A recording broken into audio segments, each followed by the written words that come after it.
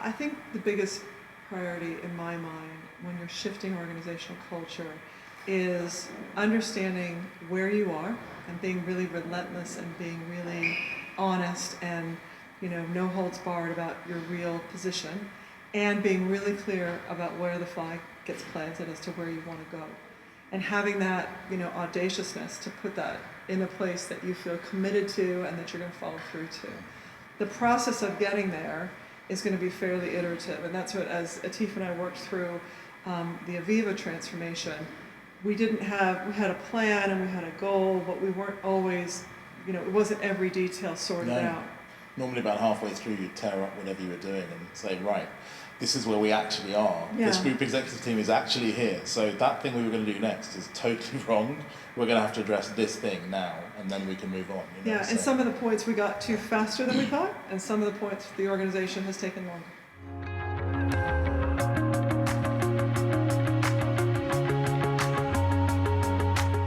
I think the biggest challenge with resourcing for any organization is there's a tendency to believe that people have certain roles and responsibilities in the organization and that they are in a box and that's what they should do. And one of the key things, even when you know, other people might say Aviva has lots of resources, we didn't feel resource rich as we went through it.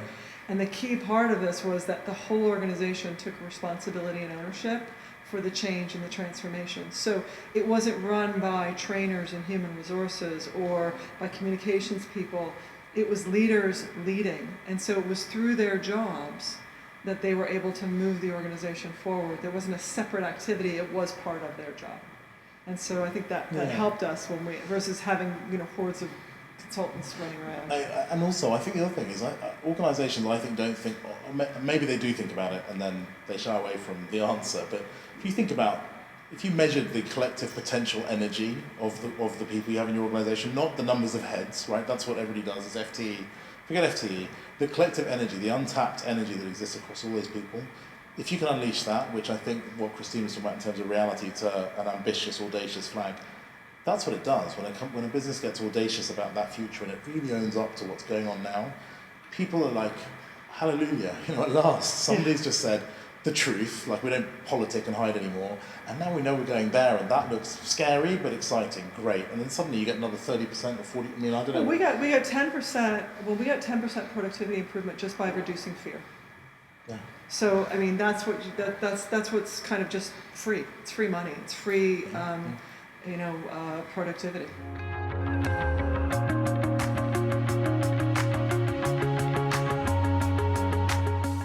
I think being an HR professional, a lot of people say, oh, culture is for HR. And I never took it. So everyone's going to want to hand you the ball of culture. It's not your job. You are an executive on the executive team or whatever team you're working on. You're a business leader first. And if you facilitate and you engage and you support the organization leading the change, then you'll have done your job. But if you think culture is your job, you're never going to get there. So it's really important that, you know, when people try and throw that to you, that you don't catch that ball. You need to throw it right back. Yeah, but without being sycophantic, I think one of the things you did brilliant on this journey was you didn't do that. Just one thing. Just only one thing. But the one thing you did well, we'll get to the others, but you actually you were alongside the owners of the business units, the CEOs of the countries, owning the business strategy, right? That was your job, was to be part of the team, holding a skill set. They had this skill set, you had this set of skills, and you were holding that agenda, not being this person over here in the corner owning the culture agenda or the people agenda, right? That's a disaster for trying to get to where you want to get to, and frankly, how you want to position yourself as an HR professional. It's not a good place to be. And the thing is if you're the one who's running the culture agenda and you're the only one who's running it, then it won't work. Oh. Because you can come up with all sorts of things that you might be committed to, but if your whole executive team's not committed to it, if they're not willing to say it and sell it and drive it and deliver it, then it's the wrong agenda. Even if you love it, it can't be yours. It has to be shared. So it's because you'll fall in love with concepts. I've done it myself in my career. Fall in love with concepts. I think this is the right thing to do. And my executives, they just don't understand.